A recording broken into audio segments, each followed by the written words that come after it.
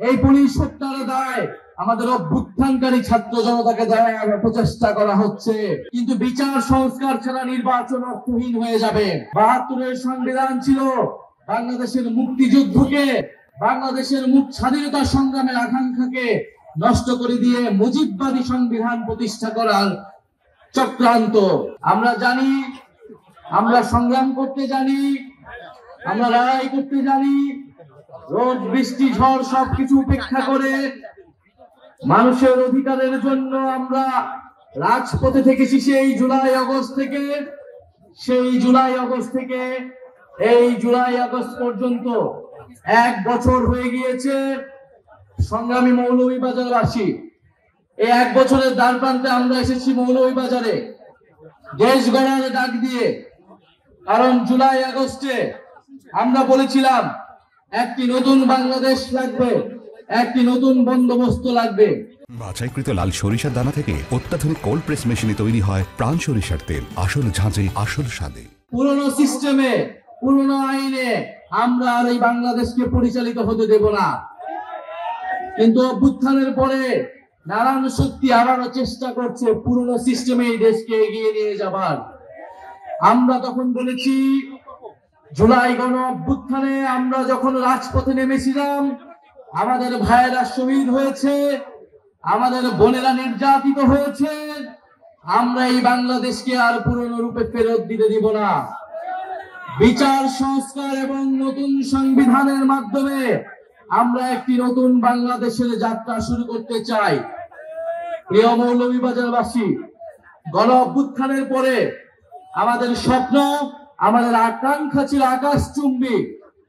আমরা বলেছিলাম তরুণরা কর্মসংস্থানের দাবিতে রাজপথে নেমেছিল, বাংলাদেশের জনগণ অর্থনৈতিক বৈষম্য বিলোপের দাবিতে রাজপথে নেমেছিল, বাংলাদেশের মানুষেরা মানবিক মর্যাদা, নিজেদের স্বাধীনতার জন্য রাজপথে নেমেছিল।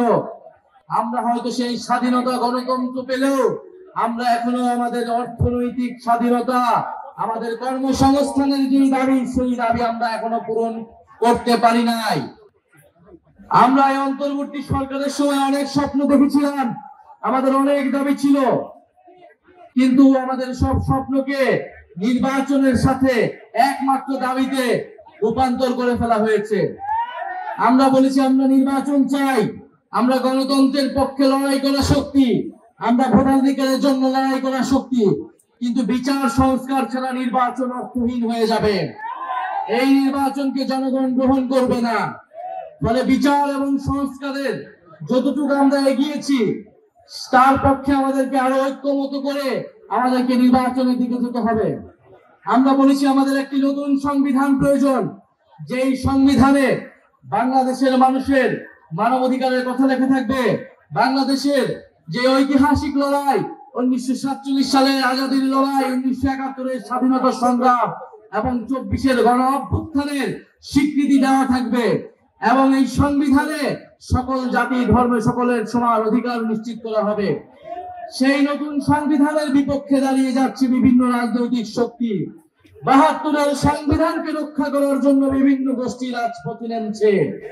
৭২-এর সংবিধান ছিল বাংলাদেশের মুক্তিযুদ্ধকে, বাংলাদেশের স্বাধীনতা সংগ্রামের আকাঙ্ক্ষাকে নষ্ট করে দিয়ে মুজিববাদী সংবিধান প্রতিষ্ঠা করার চক্রান্ত। আমরা সেই চক্রান্তের ভিতরে গত ৫৪ বছর ছিলাম, কিন্তু জুলাই গণ অভ্যুত্থানের মাধ্যমে আমরা সেই চক্রান্ত থেকে বের হতে চাই। প্রিয় সংগ্রামী মৌলভীবাজারবাসী, আমরা জানি মৌলভীবাজারে বাংলাদেশের সর্বাধিক চা বাগান রয়েছে, বাংলাদেশের তেল গ্যাস ক্ষেত্র রয়েছে, বাংলাদেশের খনিজ সম্পদ রয়েছে।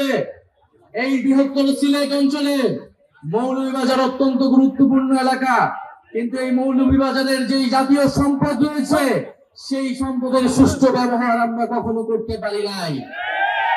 এই মৌলভীবাজারে চা শ্রমিকরা রয়েছেন, চা শ্রমিকরা কয়েকদিন পর পরে আন্দোলন করে ন্যায্য মজুরির জন্য।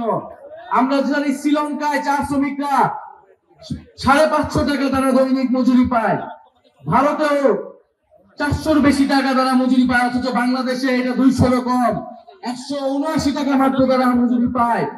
১৭৯ টাকা একজন শ্রমিক কিভাবে তার দিন যাপন করবে? কিভাবে তার স্বাস্থ্য, শিক্ষা, তার পরিবারকে তার ভরণ পোষণ ব্যবহার গ্রহণ করবে। আমরা যে বাংলাদেশ কামনা করি সেই বাংলাদেশে একজন চা শ্রমিক তার ন্যায্য মজুরি পাবে, তার পরিবারের, তার সন্তানের শিক্ষা এবং স্বাস্থ্যের অধিকার তারা নিশ্চিত করতে পারবে।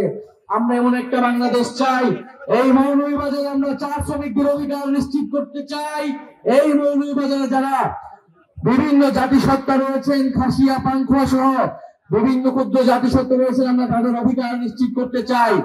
মৌলভীবাজারে যারা আলেম সমাজ রয়েছেন, যারা মাদ্রাসার ছাত্র রয়েছেন, আমরা জানি জুলাই গণ অভ্যুত্থানে এই মৌলভীবাজার সহ সারা বাংলাদেশে আপনারা ইনসাফের পক্ষে, বাংলাদেশের স্বাধীনতার পক্ষে লড়াই করেছিলেন। বাংলাদেশের সেই স্বাধীনতার পক্ষে, জনগণের পক্ষে, জনগণের বিপক্ষে আপনাদের যে লড়াই, সেই লড়াই অব্যাহত থাকবে।